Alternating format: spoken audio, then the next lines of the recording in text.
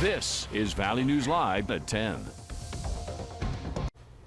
Good evening and thanks for joining us. I'm Alex Larson. Cancer can be a hard topic, and for 61-year-old Kevin Barta, it has been a difficult battle since last year. He has multiple spots he's fighting, but with the support of the friends and family he has, he's having a positive attitude throughout all of this. Valley News Team's Aaron Walling brings us the story.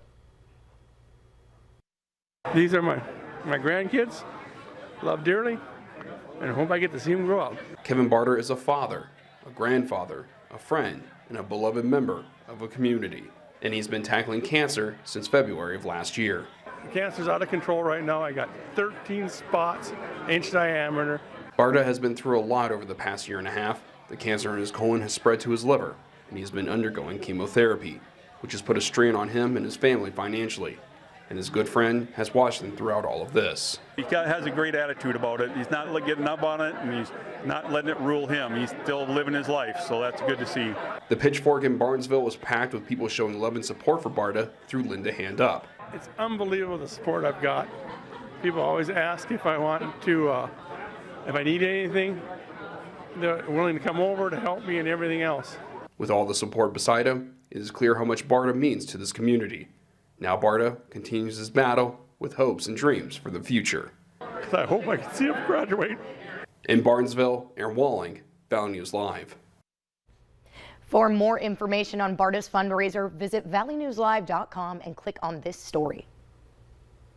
According to new research, new variants are set to keep COVID-19 circulating at high levels throughout the summer. And these variants may escape immunity created by vaccines and past infections. But researchers who tested antibodies from the blood of vaccinated and boosted people and antibodies from those who'd recovered from a breakthrough COVID-19 infection found two of the latest offshoots are more likely to lead to breakthrough infections. Dr. Anthony Fauci says a new kind of vaccine is now needed. You want a vaccine that if you administer it in a nasal or oral way, it will give you enough upper airway protection that not only will you prevent infection, you'll prevent transmission. And that's the major full court press that we're putting on now in the scientific community. And we had a beautiful weekend this past weekend, and we have Summer Schnellbach here to tell you what you can expect for your work week weather now. Summer?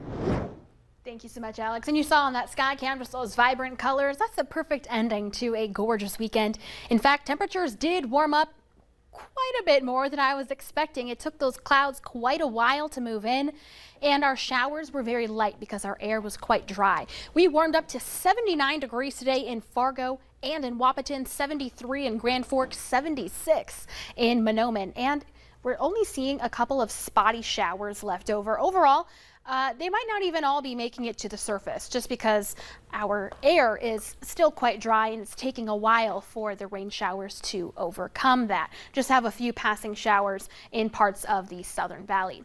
Temperatures right now, not too shabby. 59 in Fargo, 58 in Jamestown, 56 in Grand Forks. Open window sleeping weather, Alex. So coming up in your hour-by-hour forecast, I'll let you know about potentially a few more sprinkles for tomorrow and your rain chances for the upcoming week. And that Skycam sunset is beautiful. Wow. Stunning. Thank you, Summer. Fargo police say at around 2 a.m. this morning, officers reported to a disturbance between patrons and Fort Knox staff members. During the disturbance, police say one staff member had a portion of his finger bit off and was taken to a hospital by ambulance. Two other staff members also suffered injuries. 24-year-old Dylan Wrighton was arrested for aggravated assault and taken to the Cass County Jail.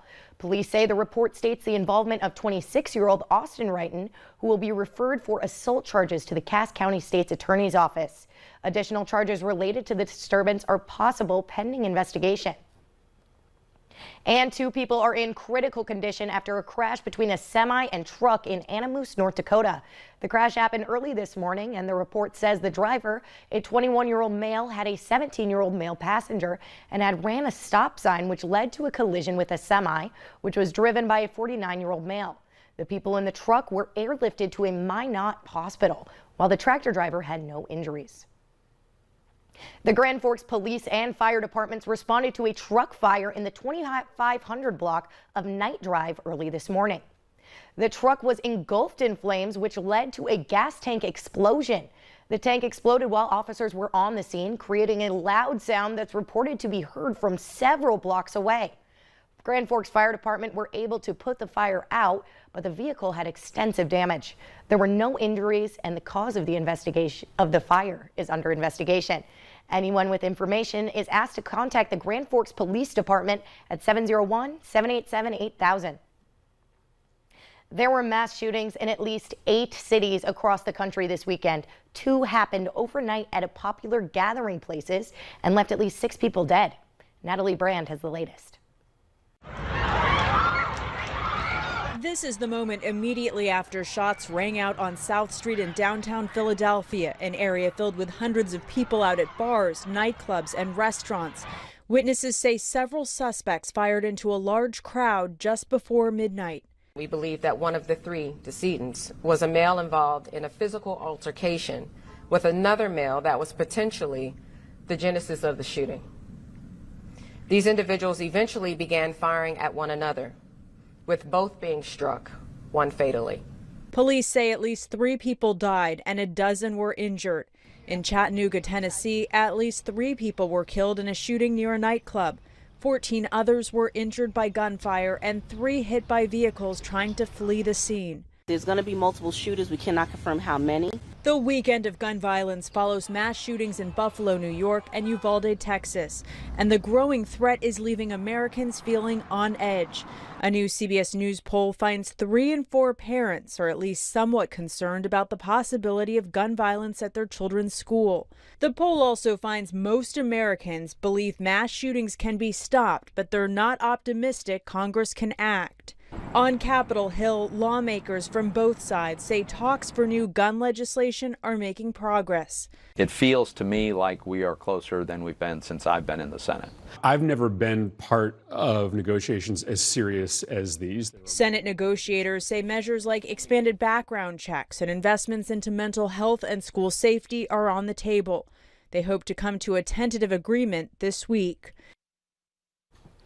According to a poll, most Americans continue to favor stricter gun laws, but feel getting them passed is held up by big money and inaction from politicians. And Americans say the nation's gun debate, no matter where they stand on it, is influenced more by partisanship than public safety. Polling shows they're partly right. There is bipartisan support for measures that are applied to people, such as background checks and a federal red flag law, which most Americans think could do a lot to help prevent mass shootings. But there are more partisan differences over what to do about the guns themselves. Democrats look for more gun restrictions, including banning AR-15s and fewer people having guns in general, and also support background checks and more mental health services. But Republicans tend to oppose AR-15 bans, tend to feel more people are allowed to carry guns and more armed security would stop mass shootings, along with better mental health screening would be most effective. In all, most do not expect Congress to pass any significant changes to gun policy in the coming months.